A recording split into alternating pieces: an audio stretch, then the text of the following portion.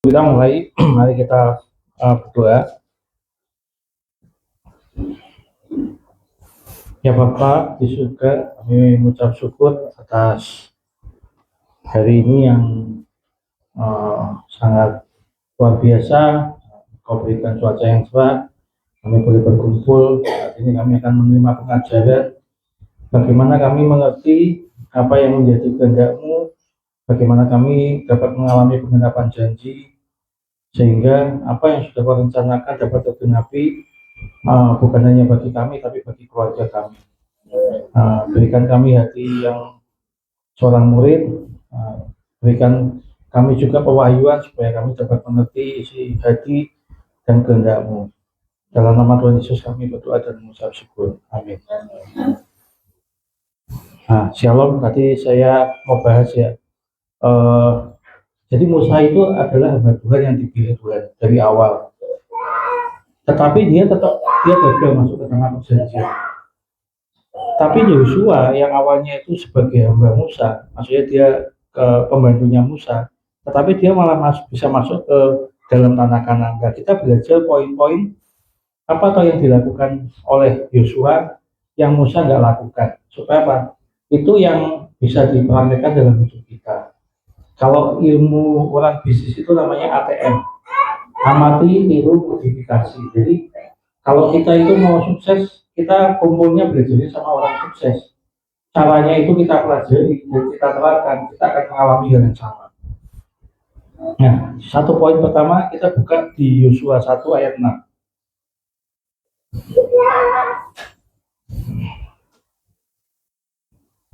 Saya bacakan ya.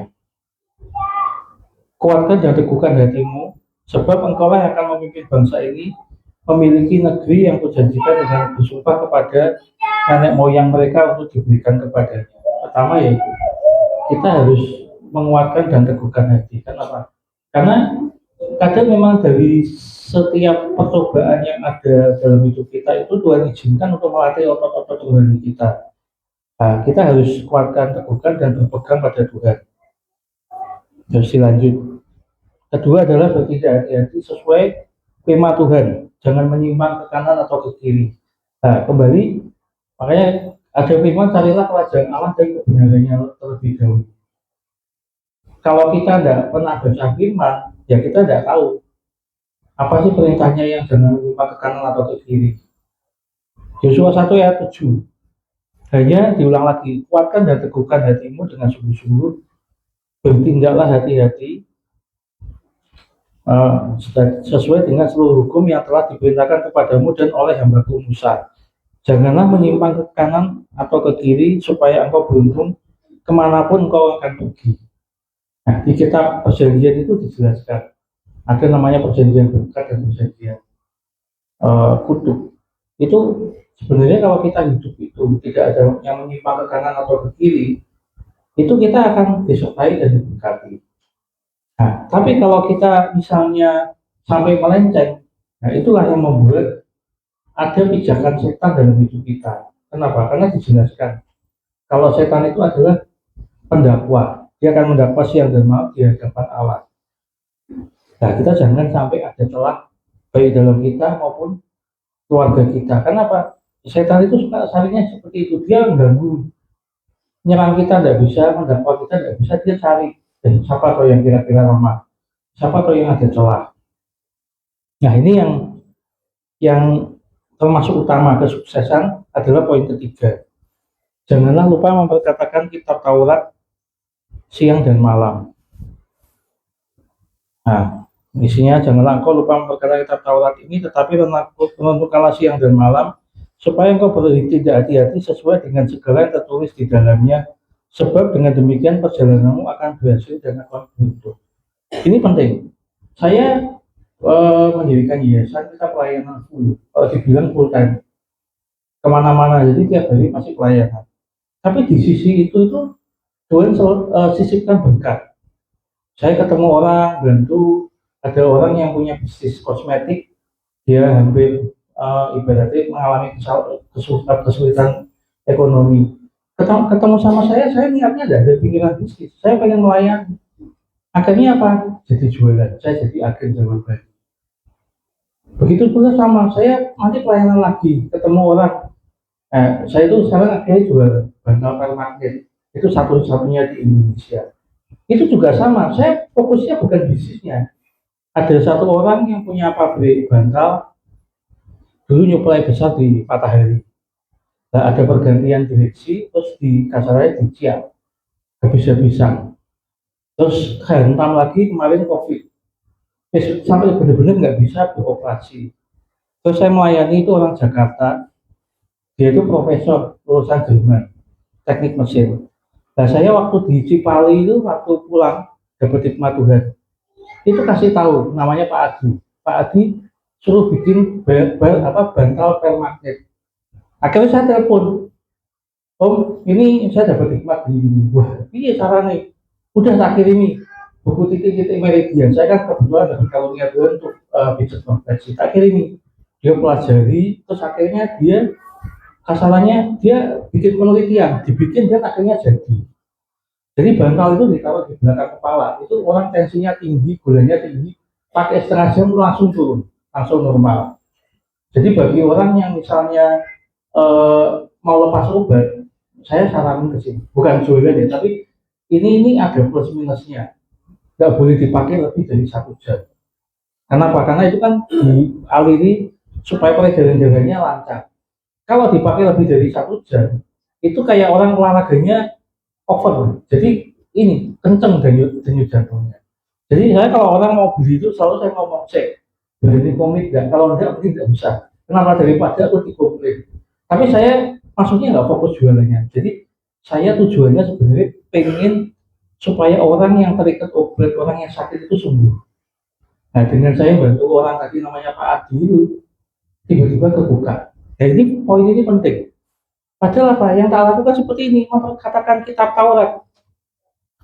Pagi ini saya juga membagikan kitab Taurat, membagikan firman Tuhan. Nah itu yang jelas, kalau sekarang ini misalnya bapak-bapak atau ibu-ibu di sini ada yang bisnisnya lagi sepi atau apa, ini dijelaskan. Janganlah lupa memperkatakan Taurat. Jangan ngomongin duniawi terus. Coba ngomongin kitab Taurat. Cerita tuh, kitab Taurat itu kan sebenarnya memberitakan Injil. Dulu saya sebelum masuk sekolah teologi, kadang itu stres, artinya gini, memberitakan Injil itu ya apa, gitu ya angel. Padahal apa? Gampang. Memberitakan Injil itu memberitakan kabar baik. Kita yang sudah mengalami kasih Tuhan, mujizat Tuhan, itu diceritakan ke orang, terutama orang yang belum mengenal Tuhan, supaya orang itu tahu, oh iya ya, ada yang bisa tolong ya.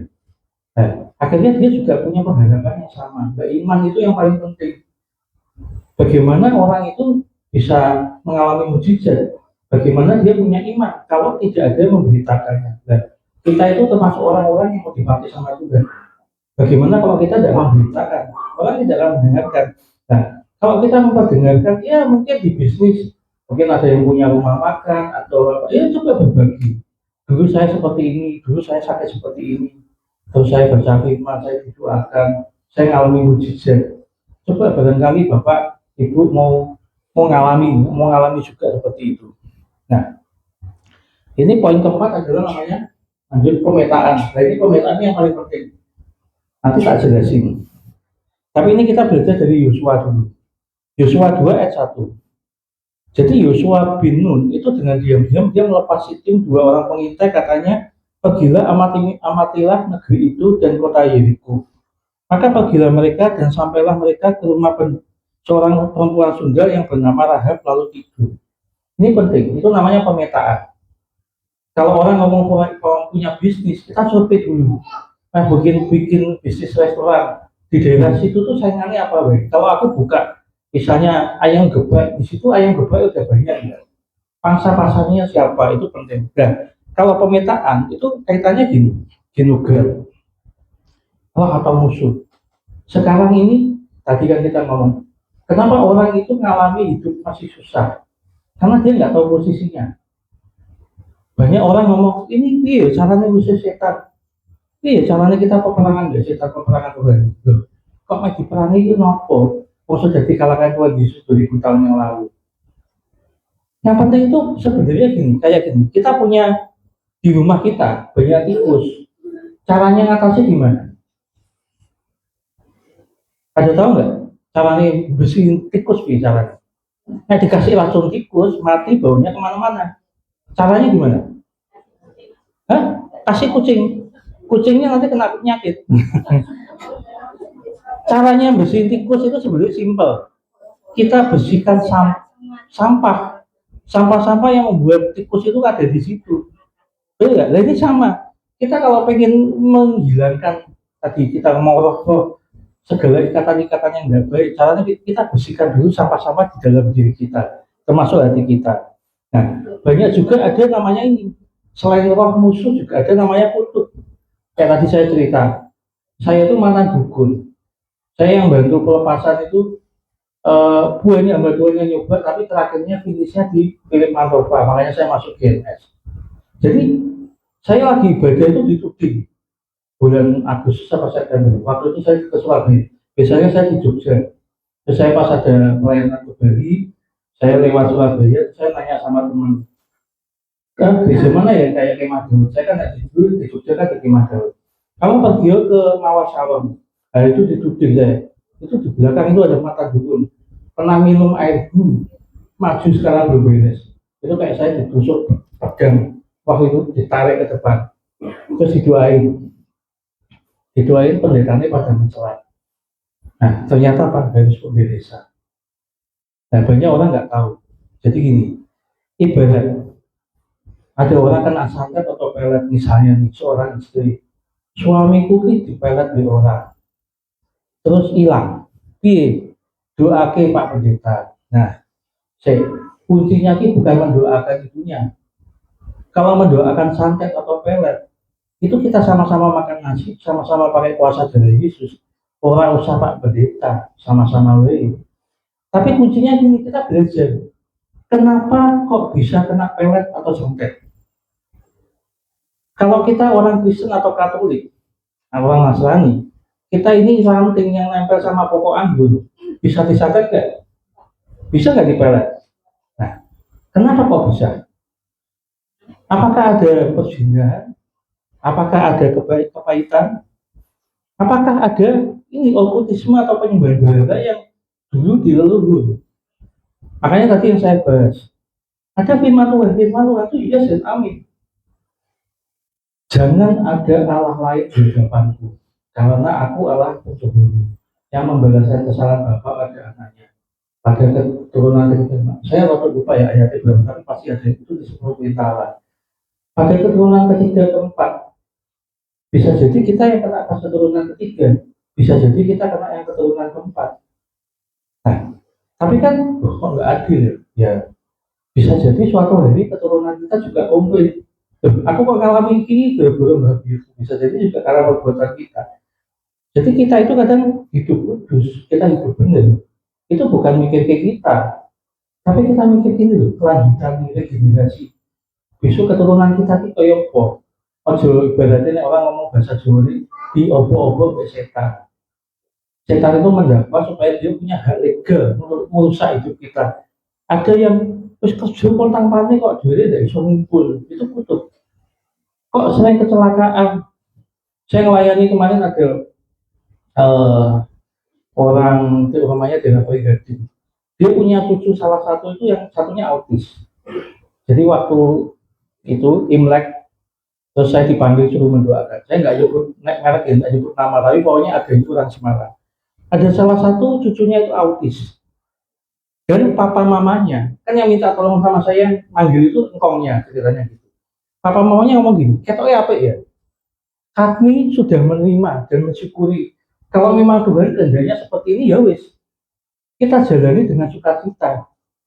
Aku ngomong ayatnya opo firman Tuhan. Kalau Tuhan menciptakan manusia segambar dan serupa. Kalau bapak mengimani seperti itu, anaknya bapak ngamari-mari, mesake anaknya saya ngalami. Kalau orang normal itu ibaratnya ketinggalan sesuatu, itu lutut ini gampang. Tapi kalau orang autis misalnya, dia tetap dibiarkan, nggak diobati, nggak didoakan. Dia ketinggalan 3 minggu, itu kayak 3 tahun pelajarannya. Nah, sekarang akhirnya tak doain. Ya kita minta segala sesuatu yang bukan dari Tuhan kita mau batalkan, cabut sampai seakar-akarnya, bahkan perjanjiannya. Kita materaikan dia dalam perjanjian dengan Yesus. Kuasa penciptaan Tuhan alam semesta, waktu menciptakan alam semesta, kuasa yang sama bekerja memulihkan dia seperti ciptaan yang baru, seperti yang Tuhan mau segala dan serupa, dan saat itu juga sembuh. Itu aja. Jadi banyak orang itu gini, semua pengen mujizat, tetapi apa? Nggak ngerti.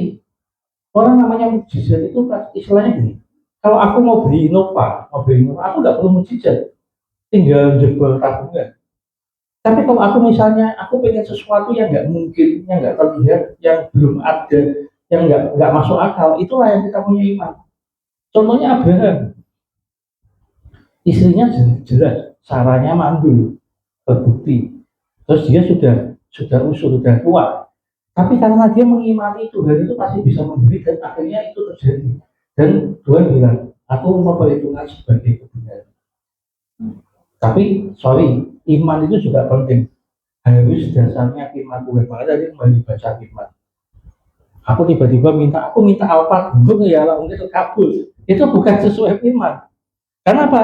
Kenapa kamu doa? Kenapa nggak dijawab? Karena kamu setelah berdoa, doamu untuk menginginkan keinginan dagingmu, gitu loh.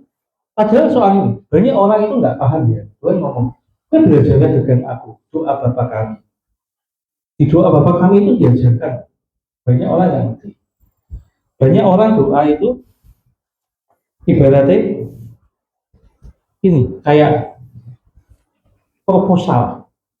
Tuhan, bentar lagi aku mau bayar cicilan rumah, anakku kuliah, bentar lagi ngasuh mobil. Ini proposal.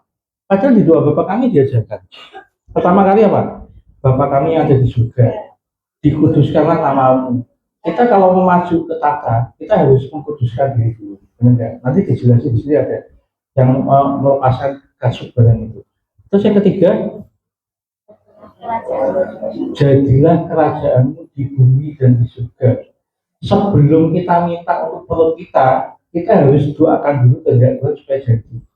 Bagaimana supaya Pak perluasan kerajaan Allah ini semakin luas, supaya kehendak Tuhan itu terjadi pada diri kita dan keluarga kita, itu penting. Terus apa? Jadilah kehendakmu. Nah, habis itu baru minta makan, baru minta berkat. Ya secukupnya. Nah itu. Jadi kalau kita proposal pertama itu sudah doain kita sih, terkabul enggak? Doa Tuhan itu tahu enggak? Kalau sebenarnya sebelum kita doa itu tahu keinginan kita enggak? Banyak orang itu berpikir doa itu supaya Tuhan ikuti permintaannya dia, itu salah. Sebenarnya doa itu makanya doa ada namanya orang ngomong itu disiplin rohani. Disiplin rohani itu 3.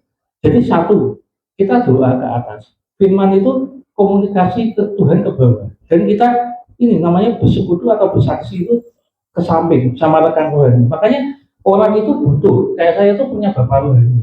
Tuhan Yesus pun waktu di dunia dia punya bapak rohani. Dia ke bapak surga. Dia naik ke bukit. Dia cari bapaknya. Dia juga punya rekan rohani. Itu penting. Tapi kembali ke tadi, banyak orang nggak tahu namanya doa. Pasan aku tuh nggak bisa doa, aku tuh nggak bisa doa gitu. Tahu nggak sih artinya doa? Doa itu apa sih? Komunikasi. Komunikasi. Saya itu di handphone. Saya belajar dari bapak rohani saya. Saya tiap pagi itu baru jam 3. Mandi terus jam 4 itu udah ikut ibadah online sampai jam 6. Terus nanti habis jam 7, jam 8, terus sampai jam 9 malam. Itu handphoneku selalu bunyi. Nah, setelah bunyi tujuannya apa? Aku terkonek dengan Tuhan. Aku belajar dengan apa? Aku masuk ke hadirat Tuhan itu membawa kertas kosong. Kalau kalian mungkin yang masih punya kertas isi, tolong berubah dan bertobat. Ya benar. Maksudnya kamu masuk ke tulis pakai kertas kosong itu gini loh, Tuhan, apa yang harus aku doakan? Apa yang kamu kehendaki dalam hidupku hari ini? Apa yang aku harus doain untuk keluargaku? Jadi kita harus belajar untuk melihat dengan cara pandang Tuhan. Itu tidak gampang. Jadi kalau saya pas jalan-jalan, jam misalnya jam 11 nanti saya pas lewat di Salatiga, saya bisa doain kok. Pas saya lewat pasar saya doain dengan pegang Yesus pas saya lewat. Nanti misalnya jam 1 saya lewat di mana? Oh saya pas lewat misalnya di daerah pasar, aku doain orangnya di sana supaya dia mengalami juga, mengalami kelepasan, mengalami segala sesuatu yang susah itu dibukakan. Nah, itu kembali ke tadi ya, kita harus tahu. Nah, nanti setelah setelah selesai ini semua, nanti makanya kalau bisa pulangnya jangan cepat-cepat. Ini penting, karena banyak orang yang nggak tahu. Pernah Pak saya didoain hanya pelepasan. Pelepasan itu benar, tapi gini, kalau pengen tahu saya jadi dukun itu kenapa ceritanya? Awalnya jadi engkong buyutku, awalnya turun ke kakakku. Dulu saya Katolik, tapi karena Katolik itu boleh ke kelenteng kan. Akhirnya karena saya indigo banyak yang masuk, yang diwadahi itu masuk. Nah, kakakku udah dilepas, tapi karena perjanjiannya nggak diputus, yang ikut kakakku pindah ke aku, gitu loh. Nah, harusnya yang benar adalah doa itu tiga, doa pelepasan, habis itu doa pemutusan, supaya anak keturunan kita, cucu kita itu tidak ngalami. Yang ketiga ini penting juga, banyak orang nggak ngerti. Kalau mertuanya belum pernah jadi dukun kayak saya masih nggak tahu. Ini namanya pembalian keadaan. Apa yang dicuri iblis kita minta supaya dibalikan. Gitu. Sama kita itu disakiti sama orang, kita harus mengampuni. Tetapi kita juga boleh loh minta Tuhan itu untuk jadi hakim boleh. Tapi jangan ngarani Tuhan gebuk ya, nah itu tidak boleh. Kita minta penghakiman biar Tuhan yang dengan caranya dia, entah sorry sama Tuhan disadarkan terus bertobat, ya kita harus legowo. Jadi bukan berarti kita minta penghakiman, oh kudu dipukul loh Tuhan, nah itu tidak boleh. Kita kayak itu berarti perintah Tuhan gitu. Jadi kita minta itu. Jadi kalau kita misalnya tadi berkat kita kan banyak, dulu leluhurku tuh pernah ke Gunung Kawi, aku coba uangnya aku kumpul-kumpul, nah, itu minta kenapa? Harusnya kita ada yang bayar, Tuhan aku minta supaya ini loh diputus, apa yang dicuri iblis itu dikembalikan kepada aku dan keturunanku, minta ya. Tak lanjut nanti di sesi terakhir, nanti doanya akan di slide. Jadi nanti kan ada di dalam nama Tuhan Yesus Kristus kami titik-titik. Nah titik-titiknya itu nanti tak kasih waktu, tapi jangan kelamaan, doanya cepat. Mungkin misalnya 2 menit. Disebutin keluarga yang kalian mau berkati ikat, ya, supaya ngalami penggenapan janji dan pemulihan itu bukan hanya ibu-ibu sama bapak-bapak yang ada di sini, tapi yang di rumah ngalami. Kita bukain dulu ayatnya supaya tahu ya. Ini tak potong dulu, lari lepas keluar dari Yosua dulu. Efesus 1 ayat 13. Ini bagi orang yang misalnya dalam keluarga ada yang belum mengalami Tuhan, belum di dalam Tuhan, terus rindu supaya mereka itu mengalami. Angel kalau kita sendiri yang harus menginjili, yang sampai harus bawa sampai baptis, belum tentu. Karena gini, di firman Tuhan pun dijelaskan, ada yang menanam benih, ada yang menyirami, ada yang menumbuhkan. Jangan pernah kita pengen jadi kayak Superman. Dari awal ketemu orang, jerit, diinjili, terus dibawa ke gereja, sampai baptis, baru dimuridkan. Itu wow. Dan Tuhan Yesus nggak sampai kayak gitu kan ibaratnya. Nah, kita baca di Efesus 1 ayat 13-14. Di dalam dia, kamu juga, karena kamu telah mendengar firman kebenaran, yaitu Injil keselamatanmu, di dalam dia, kamu juga ketika kamu percaya dimanfaatkan dengan Roh Kudus. Nah, contoh gini, saya punya saudara, misalnya yang belum ngerti, belum kenal Tuhan Yesus, namanya Pak Sentot. Di sini ada namanya Pak Sentot? Gak ada ya, kita pakai namanya ya berarti ya. Di dalam dia, Pak Sentot juga, karena Pak Sentot telah mendengar firman kebenaran, yaitu Injil keselamatannya. Di dalam dia, Pak Sentot juga ketika dia percaya dimateraikan dengan Roh Kudus yang dijanjikannya itu. Dan Roh Kudus itu adalah jaminan bagi dia, Pak Sentot itu, sampai dia memperoleh seluruhnya, yaitu apa? Penebusannya menjadikan dia milik Allah untuk menguji kemuliaannya. Nah, kalau kita mau narik dia, saya tuh sering pelayanan ke pelosok dan pada nanya, Kok berani ya Pak San? Emang nggak takut nanti naik kena masalah. Aku nggak pernah bawa orang ke Tuhan Yesus, tapi tak balik. Aku bawa Tuhan Yesus ke dia. Aku pengen supaya orang itu dilawat, dijamah. Aku materaikan dia supaya dia mengalami perjumpaan pribadi dengan Tuhan Yesus, satu-satunya Tuhan yang hidup. Nah, kalau dia sudah mengalami, tidak usah banyak ngomong, dia sendiri yang akan mencari. Nah, kita pengen supaya keluarga kita ngalamin. Dan tadi kan kembali, kalau kalian sudah memateraikan, misalnya di dalam keluarga kita itu masih ada yang belum dalam perjanjian, kalau sudah dimateraikan, tanggung jawabnya siapa? Pak Kudus. Pak Kudus akan bekerja. Sekarang ini ibaratnya kalau kita ngomong ya, kita itu dikasih sesuatu hal yang hak istimewa, tapi hak istimewanya nggak pernah dipakai. Kita seringnya apa mengandalkan kekuatan sendiri. Padahal kalau kita ngomong pakai hak istimewa itu enak.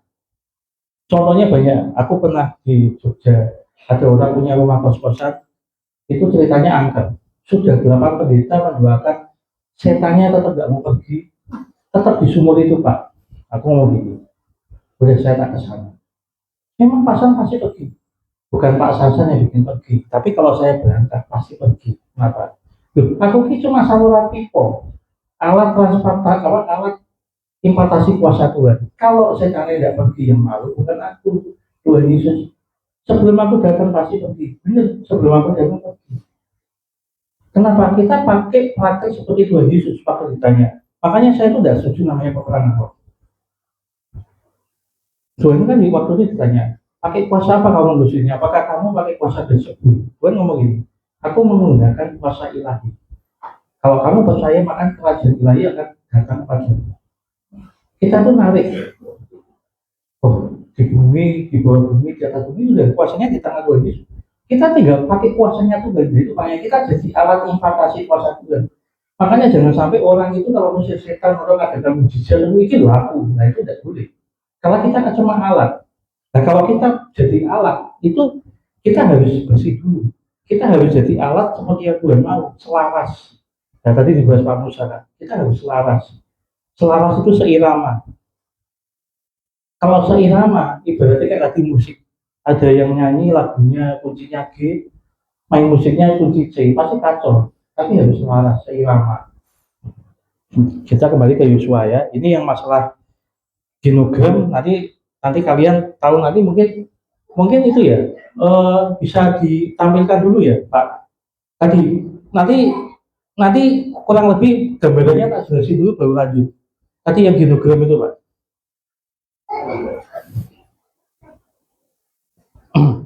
Jadi kita nanti dicatat dulu di kertas.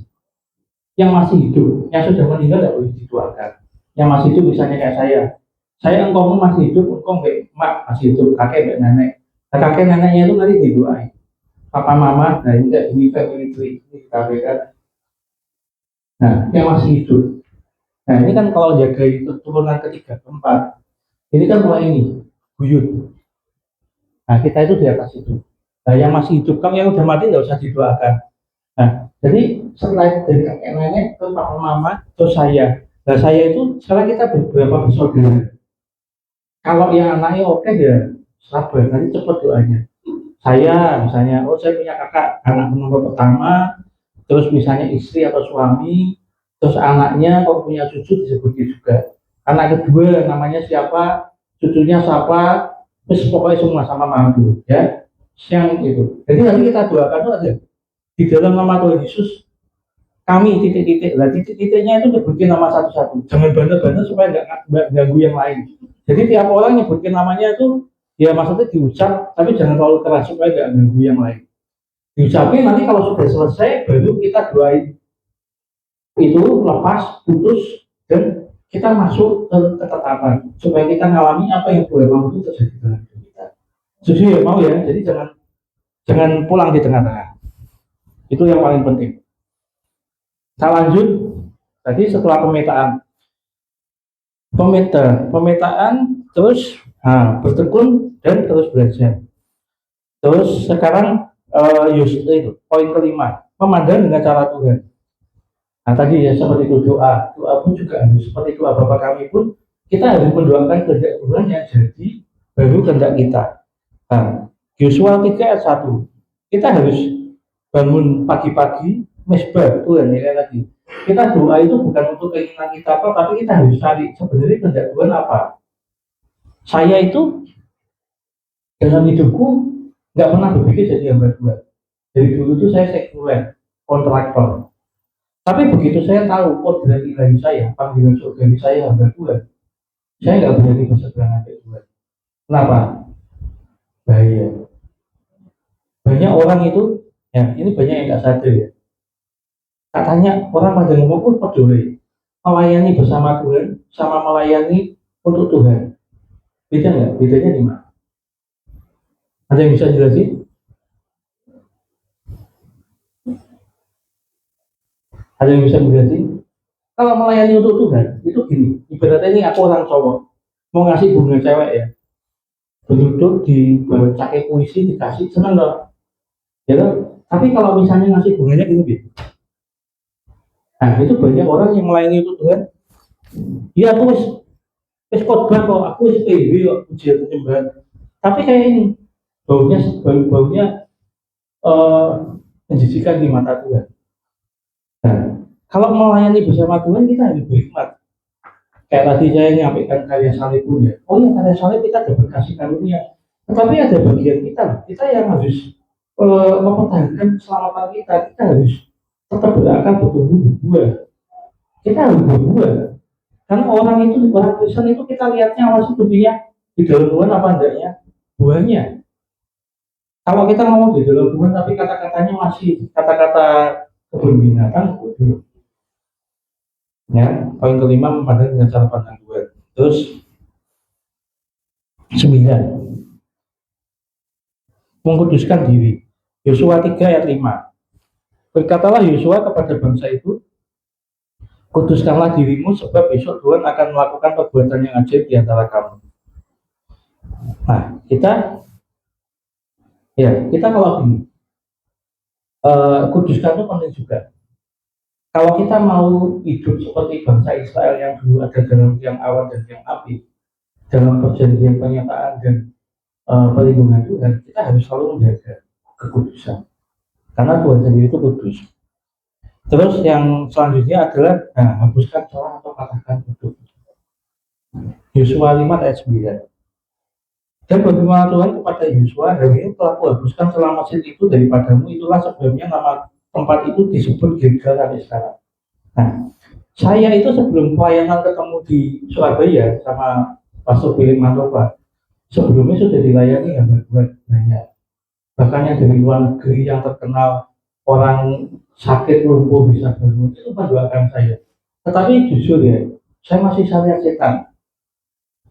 Nah, terus terakhir saya ketemu sama Philip Mantova itu, saya bukan promosi GMS atau Philip Mantovanya, saya cerita kesaksian maksudnya. Karena apa, saya sekarang pelayanan lebih senang yang umum ini kayak gini, yang berbagai gereja. Dan kita tuh yayasan kita juga sama. Kenapa kalau kita nggak bikin gereja? Karena kita untuk melengkapi gereja. Kita satu anggota tubuh Kristus. Jadi saya paling nggak setuju kalau orang yang sikut-sikutan anggota tubuh Kristus. Jadi cuma saya cerita memang yang saya dibukakan pengertiannya itu sama Pak Philip Mantova. Saya berpikirnya waktu itu kayak hamba Tuhan yang lain, ditumpang tangan, didoain, dilepasin, diputus, selesai. Tapi ternyata enggak. Ya kembali, Ceto, kamu itu kok bisa sampai kena itu jadi dukun ini kenapa? Ya ini Pak, saya enggak tahu Pak. Nah, jadi kita harus lihat ini loh, orang ngomong itu pertama kali jatuhnya. Kenapa Tuhan izinkan? Artinya ini, kenapa waktu itu Tuhan enggak tolong kamu? Nah, Yesaya 59 ayat 1 2 itu kan begini. Sebab bukan tangan Tuhan kurang tajam untuk menolongmu. Bukan pendengarannya kurang tajam untuk mendengar doa. Tetapi yang jadi bermasalah adalah segala kejahatan dan dosa. Aku ki dosanya apa? Bukan dari kamu, tapi dari leluhurmu. Nah itu kayak paham. Kamu harus cari, selesaikan. Jangan sampai si Satan itu, naga tua itu nanti ngejar keturunan. Yang akhirnya itu saya pemberitaan. Jadi Makanya di sini saya hapuskan celah atau patahkan kutub, bukan hanya mengaku dosa. Kenapa? Karena apa? Itu kayak gitu tuh yang harus mematahkan diri sendiri. Sekarang contohnya gini, saya punya teman orang punya ilmu, aku mau ngilangi ilmunya, kalau orangnya nggak mau bisa nggak? Nah, sama. Ibaratnya amit-amit itu dulu pernah pesugihan Gunung Kawi. Terus ada orang yang mau memutuskan itu, tetapi aku nggak mau atau aku nggak punya niat. Kira-kira bisa nggak? Nah itu makanya di sini adalah putuskan tutup. Kita harus memutuskan sendiri. Kita yang jadi perantara, kita yang bantu mendoakan, tapi orangnya sendiri yang harus maju. Nah terus lanjut kita bahas ini, ada namanya Yosua 5 ayat 11. Jadi ini mulai di Yosua 5 ayat 11 ini lebih ke tadi perjanjian dengan Kristus. Tadi udah kita materikan dengan perjanjian dengan Kristus. Artinya di sini dijelaskan lalu pada hari itu sesudah Paskah mereka makan hasil negeri itu, ya ini roti yang tidak beragi dan benih gandum pada hari itu juga. Jadi kalau dibilang itu Yosua juga bisa mulai masuk tanah kanan setelah Paskah, bukan sebelum Paskah, setelah mulai perayaan Paskah. Tetapi di sini ada namanya gini, ketetapan Tuhan. Nah ini dikombin. Kita belajar ini yuk. Tadi sempat bahas ya. Belajar dari kasusnya Daud sama Saul.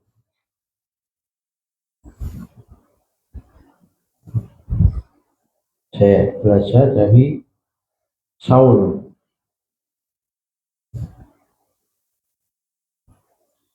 Ada yang tahu Saul itu dosanya apa? Sehingga dia masuk ke itu apa? Ke istilahnya akhirnya binasa. Ada yang bisa jawab? Ya, sing pertama. Uh, ini bisa terkonek deh ya? Bisa dibuka itu deh. 1 Samuel 13 ayat 13. Coba. Ini dosanya, kesalahannya, jatuhnya Saul pertama kali itu di sini. Coba, bisa nggak? Nah ini, kata Samuel kepada Saul, perbuatanmu itu bodoh, engkau tidak mengikuti perintah yang Tuhan Allahmu yang diberitakan padamu, sebab setidaknya Tuhan mengokohkan kerajaan atas orang Israel untuk selama-lamanya. Nah, ini gini, ini penting. Kadang kita itu berdosa bukan karena apa yang kita lakukan, tetapi karena apa yang kita lakukan.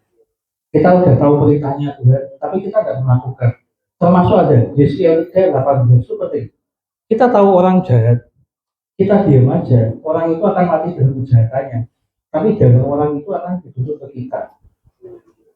Itu banyak yang orang nggak sadar. Juga ada lagi Yeremia 17 kalau nggak salah ayat 8. Terkutuklah orang yang mengandalkan diri sendiri, yang mengandalkan manusia. Banyak orang itu ketutup jalannya, muter-muter kayak di padang gunung. Kenapa? Karena ini loh. Kayak orang yang di pinggir kolam saja. Maukah kamu sembuh? Saya tahu Tuhan, aku tak cari ini saya. Tak ini saya. Harusnya kan tidak ngomong mau. Ini loh Tuhan, aku mau ke sana ya. Itu keduluan yang lain. Terus tidak ada yang mau bantu aku ke sana. Kok mengandalkan orang lain? Itu loh, itu ngawur. Nah tadi ya, kesalahan Saul pertama itu. Terus begitu begitu sudah akhirnya salah, yang dilakukan lagi apa? Ini buka di 1 Samuel 28 ayat 7. Nah ini yang akhirnya terus fatal.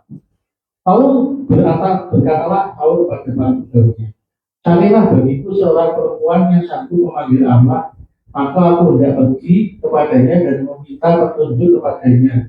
Para pegawainya menjawab dia, di Endor ada seorang perempuan yang sanggup memanggil Allah, pakai dukun.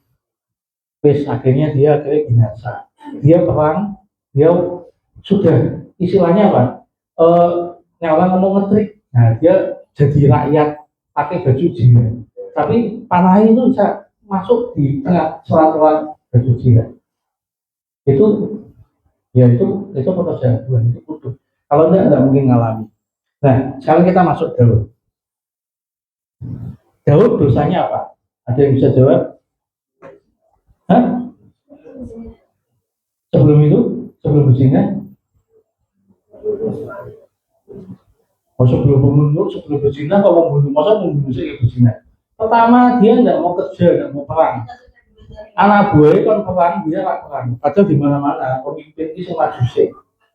Pertama ya. Nah, terus kedua berzina. Yang ketiga ada yang bisa jawab?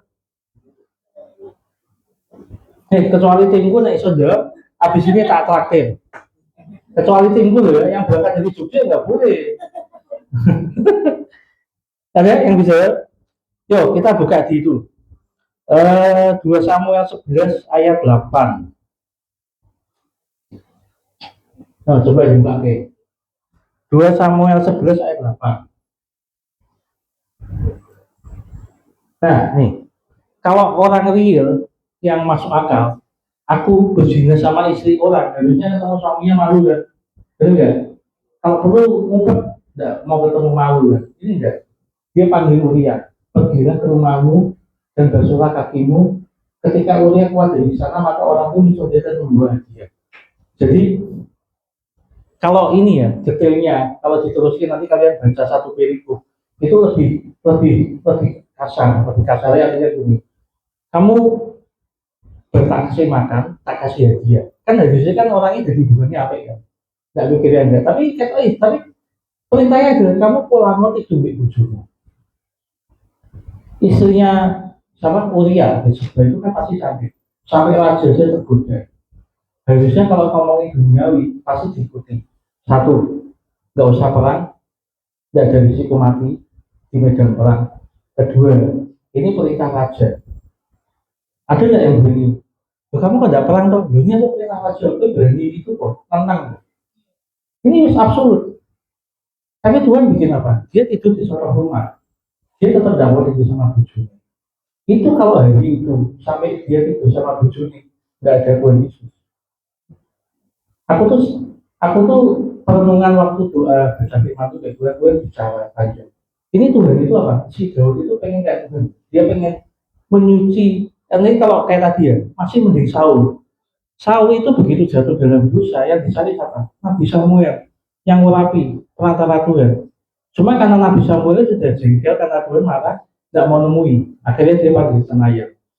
Si Daud itu nggak cari Tuhan loh. Dia cari yang ini, Uria.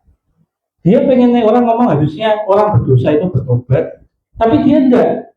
Dia pengen supaya dosanya enggak kelihatan. Dengan apa itu? Kalau Uria tidur sama besok tidak ada yang tahu nah itu anaknya Daud. Doi kumpul Uria. Nah, itu tidak terjadi. Nah, terus kan Uria nggak mau tidur kan? Nah, dosa keempat. Banyak yang nggak tahu nih. Ini di gereja udah pernah dikhotbah. Karena nggak diceritain detail, saya diceritain. Terus dilanjut di ayat 13. Ayat 13. Nah, tadi udah gagal kan? Nah, terus dipanggil lagi, terus makan dan minum, dan membuatnya mabuk. Nah, kalau di sini berarti di mana itu? Yang di Puri itu namanya ada kafe apa namanya itu? Aku malah nggak tahu namanya itu dulu saya lewat. Itu loh tempat dugem katanya. Oh iya, aku kalau sering ke Puri nggak pernah ke situ.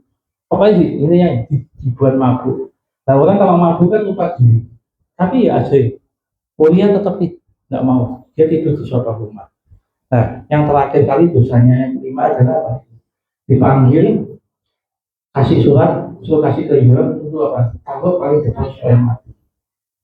Sekarang tak tanya, parah mana Saul sama Daud? Nah, tapi kenapa kok perjanjiannya nggak batal? Bahkan Yesus itu keturunan Daud. Jadi maaf ya, nek orang ngomong rahim yang sama di rahimnya Berseba yang pertama kali itu berbuat dosa, rahim yang sama yang dipakai untuk menggenapi jadi Tuhan. Kenapa Tuhan Yesus tidak lahir dari sing anaknya Saul yang nikah juga? Mika ya, benar ya? Kenapa tidak lahir dari Mika? Tapi dari Berseba yang sudah jatuh dalam dosa. Nah, ada namanya, nah ini kita buka 2 Tawarik 13 ayat 5. Ya, Pak.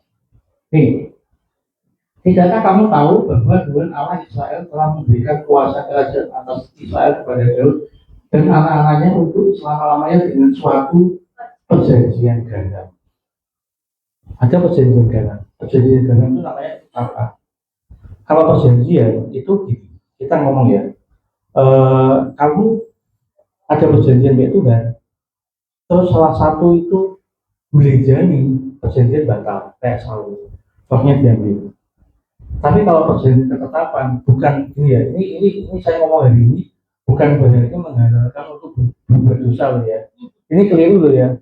Tetapi artinya gini, ketetapan itu ini kita menyerahkan total baik Tuhan. Jadi ketetapan. Walaupun setelah tadi Daud jatuh dalam dosa, akhirnya klausulnya ditambahi baik Tuhan. Ada persyaratan yang dilakukan. Artinya apa? Pedang tidak akan lari di keluarga. Dia dikejar-kejar sama Absalom, keturunannya mau dibunuh, dikejar-kejar Saul, istrinya diperkosa di suatu rumah, itu konsekuensi. Tetapi dia tidak dibuang sama Tuhan kayak Saul.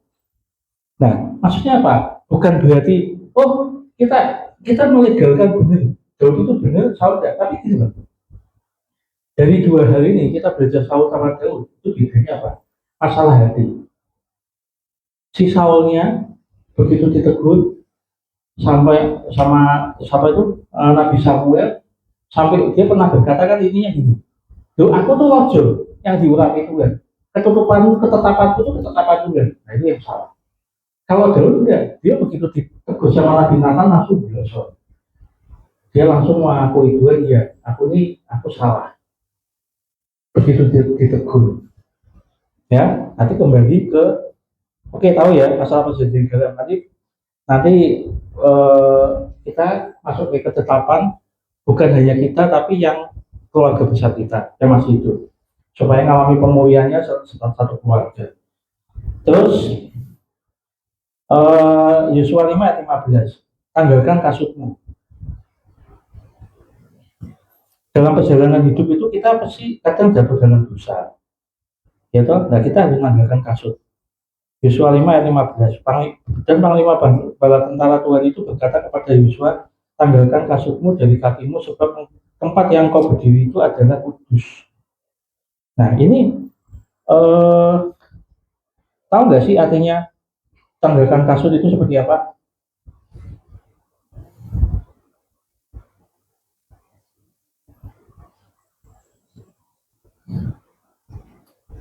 Jadi tanggalkan kasut itu berbicara tentang kita itu harus sadar atas diri Tuhan.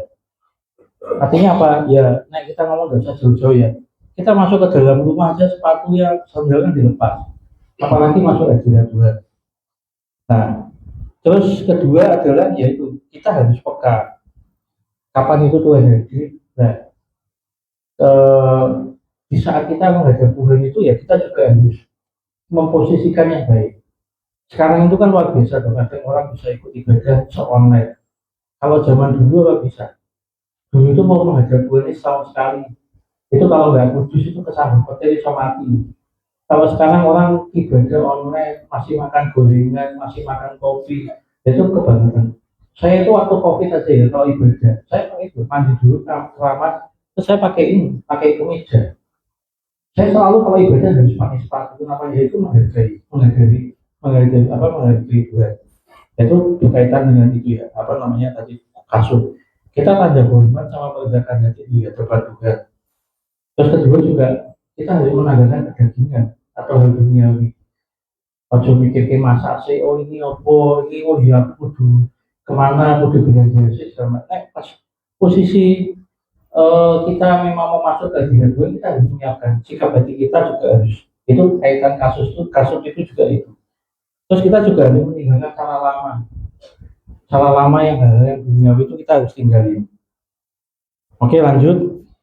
Terus yang terakhir ini, nah yang terakhir ini penting. Dan banyak orang itu akhirnya tidak bisa masuk penggenapan janji. Kenapa? Karena diganggu fokusnya. Bangun sebuah Tuhan, terutama di dalam keluarga. Yosua 24 ayat 15. Tetapi jika kamu anggap tidak baik untuk beribadah pada Tuhan, pilihlah pada hari itu juga kepada siapa kamu akan beribadah, Yang Allah yang kepadanya nenek moyangmu beribadah di seberang sungai Efrat, atau Allah orang Amori yang negerinya kamu diami, tetapi aku dan seisi rumahku kami akan bijak kepada dua. Itu penting. Kenapa? Karena banyak orang itu yang terdistract itu. Aku sudah ikut dua fokus, nah, anak-anaknya ya bijak, ikut dua. Istri suaminya enggak, akhirnya yang dihantam di situ. Dan sudah kena pergumulan, bingung, fokusnya di situ. Akhirnya apa? Kalau orang ngomong itu, kita itu menghadap gila Tuhan atau bikin misbah itu lebih lemah-lemah. Lama-lama itu apa? Sisa-sisa. Bukan yang utama kamu bangun pagi-pagi langsung cari Tuhan dulu, tapi kamu bangun pagi mikirin masalah musik, hari ini piye, makan opo, bayar utang piye. Dan itu kayak belakangnya kayak mikirin Tuhan. Kenapa? Karena ini ada di misbah Tuhan itu main, apalagi akhir zaman ini. Itu setan tahu yang dihajar pertama keluarga. Kenapa? Karena Tuhan apa setan itu tahu kekuatannya itu. Dua tiga orang berkumpul dalam namaku meminta sesuatu, aku akan hadir sebentar, aku akan memberikan. Itu yang dihadirkan pertama. Nah kita bisa tidak ajak gandeng Tuhan itu penting supaya apa? Supaya kita itu masuknya sama-sama. Karena apa? Kita lihat ya, Yosua itu masuk anak-anak itu sama-sama. Ya, dia eh, tadi ada yang kelewatan. Sorry. Ada yang kelewatan tadi. Kita buka di Yosua 3 ya 3 sampai 4.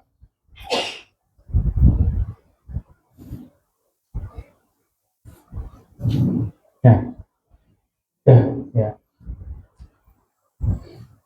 Nah, dan memberi perintah kepada bangsa itu. Katanya segera sesudah kamu melihat apa perjanjian Tuhan Allahmu yang dianggap para imam yang memang suku Lewi, maka kamu harus juga berangkat dari tempatmu dan mengikutinya. Hanya antara dan kamu dan tabut itu harus ada jarak kira-kira 2000 hasta panjangnya. Janganlah mendekatinya. Maksudnya supaya kamu mengetahui jalan yang harus kamu tempuh, sebab jalan itu belum pernah kamu lalui dahulu. Saya punya saudara yang belum di dalam Tuhan. Terus dia itu cerita gini, kesannya aku kok sering kena masalah ya di kerjaan di apa. Aku ngomong gini, kamu kalau aku kan doa pagi, nah, kamu mungkin sholat. Nah, kamu sebelum sholat itu bisa tidak doanya dimaju setengah jam. Kamu laporan, ibaratnya gini. Kalau kamu punya orang tua, kamu ngomong, Pak, aku hari ini mau habis dari sekolah aku nggak pulang ya, aku mau main ke tempat yang misalnya ini. Nah, sama Samuel misalnya contohnya gitu. Nah, nanti kalau misalnya sudah malam, ternyata aku nggak pulang, papaku tuh akan tahu, akan nyari ke Beni atau Samuel. Benar nggak? Ya kan? Nah, jadi sama, kalau kita udah laporan kita Tuhan kayak aku kadang kalau mau melayani orang, itu pun saya laporan. Tuhan saya mau melayani Bapak ini, keluarga ini. Kalau aku kasih hikmat, supaya aku dapat melihat dengan cara pandang. Aku stay Tuhan, supaya aku tuh bisa melayani seirama atau selaras dengan kerja. Aku selalu doa, kenapa tak selagi? Nah, jadi supaya apa? Supaya kalau misalnya ternyata orang itu yang tak layani, ternyata ada dari kekuasaan gelap. Misalnya, itu ada serangan balik, ternyata ada dukun yang begitu. Aku dilindungi kan, karena aku laporan dulu. Kalau kita tidak laporan dulu, terjadi apa-apa, ya itu resiko kita. Nah, padahal sebenarnya enak. Makanya tadi aku ngomong, banyak orang nggak sadar. Doa itu komunikasi dua arah. Nah, jadi kalian kalau bisa dirubah, doa itu tidak hanya tunggu kamu ngomong sesuatu, tapi tunggu responnya juga. Apa toh yang dikehendaki Tuhan? Malam, dilapor Tuhan hari ini aku sudah melayani, aku sudah bekerja, sudah apa. Jangan tak tahu di bawah kaki. Banyak orang yang stres karena masalah sampai desa itu. Aku sampai ngomong gini, oh iya aku tahu nih aku punya utang. Tapi sekarang kalau kamu tuh misalnya malam kamu nggak tidur, apakah uang bisa datang dari langit? Apakah kamu ngingoni tuyul yang tuyulnya bisa pagi setor keluar? Kan ya enggak. Ya udah selagi bulan-bulan aku sudah melakukannya terbaik, aku punya masalah ini, tak tahu di kaki ini. Kalau besok pagi aku bisa bangun, ya berarti apa? Aku percaya masih dikasih kesempatan. Ada nggak orang kalau malam doa itu doanya apa? Kalau aku doanya simple, malam, nggak usah panjang. Doa panjang itu pagi. Nah malam aku doanya satu kok. Ya Tuhan berkati aku selama tidur. Aku minta mereka untuk jaga-jaga tetap hubungan kuasa dari Yesus. Ya, aku minta lindungi termasuk di mimpiku. Jangan ada sesuatu hal yang terjadi yang nggak berkenan bagiku. Dan bangunkan aku besok pagi dengan berkat dan hal yang baru. Bangunkan dulu. Kita minta-minta kalau besok paginya nggak bangunnya apa? Ya kan nggak bisa. Nah itu udah kuncinya di situ. Nah jadi kembali ke tadi. Eh, kita kesusahan satu hari dipikir satu hari. Kalau saya ngomong manajemen masalah itu gini, kamu tulis semua masalah. Misalnya kita punya masalah 10. Kasih masalah yang paling berat paling belakang, yang paling gampang paling depan. Tulis. Tiap hari itu di kertas itu angkat tangan tumpang tangan. Kamu yang bisa selesaikan, kamu breakdown. Caranya piye, waktunya menyelesaikan kapan, caranya piye, lakukan. Yang ya itu step by step, ditarget. Kasih waktu. Jangan sampai kamu mau selesaikan tapi tidak pakai timeline-nya selesainya kapan. Nah, yang nggak bisa diselesaikan, apalagi nih orang punya masalah utang piutang, itu apa? Nggak usah dipikir, di bawah doa. Kepikiran masuk itu masuk kamar lagi dua lagi, kepikiran masuk kamar dua lagi. Nanti bukti ya aku 2-3 bulan ke depan kertasnya dibuka, itu sudah banyak yang lewat masalahnya. Nah, banyak orang kalau sudah punya masalah bersungut-sungut, itu keliru. Kita harus refleksi kenapa? Karena gitu loh, mujizat Tuhan, 5 roti 2 ikan, mujizat kebangkitan Lazarus, itu dari sesuatu yang buruk, tapi Tuhan Yesus mengucap syukur. Nah, kita salahnya kalau kita mengalami suatu masalah, kita coba berpikir, refleksi dalam hidup kita pernah nggak sih kita mengalami masalah yang lebih berat dari itu? Dan itu tarik. Tuhan, kau tidak pernah berubah dulu sekarang dan selama-lamanya. Engkau yang sudah pernah bikin mujizat hidup yang dulu. Filipi 1 ayat 6. Engkau yang sudah memulai pekerjaan baik, engkau tidak akan meneruskannya sampai hari Yesus. Jadi aku percaya Tuhan yang bekerja waktu dulu di masalahku, engkau juga akan bekerja di masalahku sekarang. Dan engkau pasti selesaikan segala perkara dapat utangmu di dalam Dia yang memberi kekuatan. Kuncinya 3. 1, kita apa? Minta apa? Hikmat Tuhan. Supaya kita melihat dengan masalah kita itu dengan cara pandang Tuhan. Kita dikasih cobaan itu sebenarnya kalau kita lihat dengan cara pandang Tuhan itu kita kayak dilatih metodologinya. Nggak ada orang yang maju tanpa melalui percobaan. Benar nggak? Yang kedua, kita minta apa? Penyertaan Tuhan. Karena kalau kita disertai Tuhan, pasti segala berkat dapat bertanggung dalam Dia. Yang ketiga apa? Kekuatan. Terus minta itu toh. Ojo sampai pikirnya itu Tuhan selesaikan masalah. Wah iso. Tuhan yang menciptakan kita itu sudah berkecukupan. Harusnya kita mampu. Cuma on proses. Kita lihat ini ulat jadi kupu-kupu itu melalui proses loh. Gak bisa tiba-tiba dari ulat jadi kupu-kupu. Kalian kalau lihat banyak orang ya saja. Kalau lihat dari ulat jadi kupu-kupu, ini kata kupu-kupu itu apa? Tapi kita lihat dari ulat loh. Ulat tahu gak? Ulat itu makannya apa? Pernah lihat ulat makan daun yang segar, ya kan? Pernah nggak lihat ulat makan daun busuk? Gak pernah ya? Nah, itu dia makannya daun yang segar. Itu dalam hidup kita sama. Kita harus makanya firman Tuhan, buku-buku motivasi, buku-buku kebangunan apa yang membangun kita. Nah, terus setelah itu ulat itu beberapa kali ganti kulit. Tahu ya? Ulat itu kalau ganti kulit gila nih. Tapi begitu ganti kulit, nanti dia makan lagi ganti kulit. Setelah lewat ganti kulit, terus dia jadi kepompong. Kepompong kalian tahu nggak artinya apa? Ini loh, mengosongkan diri kayak kita. Kita itu butuh ikut Tuhan apa? Kita harus ikut salib dan mengosongkan diri. Benar nggak? Ada kan? Nah, kita harus itu. Nggak ada kan kepompong makan. Nah, setelah itu baru mulai mau jadi kupu-kupu. Kupu-kupu itu apa? Dia harus jebol kepompongnya pakai otot-ototnya. Ada suatu kali cerita ilustrasi, ada seorang anak kecil melihat kepompong itu dari calon kupu-kupunya mau keluar, dia lagi kesusahan untuk jebol kepompongnya itu, terus sama dia dibantu digunting kepompongnya. Akhirnya apa? Kupu-kupunya cacat gak bisa terbang. Kayak Raja Wali itu bisa terbang kalau melalui badai. Dengan ada badai baru lebih tinggi. Kita anak-anak dulu juga sama. Contohnya gini, kita punya usaha. Orang kan selalu doa, Tuhan berkati usahaku supaya rame. Kalau itu menurutku salah doa. Tapi bagi orang yang nggak tahu memang oh itu benar. Tapi apa ya itu sebenarnya nanti dijawab Tuhan. Misalnya saya punya toko, Tuhan aku pengen tokoku rame, pelanggannya rame, banyak dapat. Banyak masalah enggak? Banyak kan? Harusnya kan dilalui supaya apa? Begitu kita rame, tokonya kita maju, kita naik level kan? Bisa jadi tadi tokonya satu jadi dua atau tiga kan gitu kan? Tapi banyak orang yang akhirnya gagal setelah rame, banyak masalah, banyak yang nunggak, akhirnya bersungut-sungut, jatuh dalam kutub.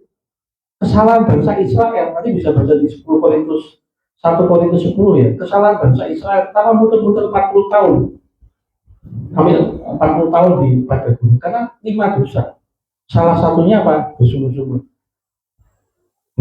Mencobai Tuhan, berzina, terus bersungut-sungut, berbuat jahat, itu 5. Ya, itu seperti itu.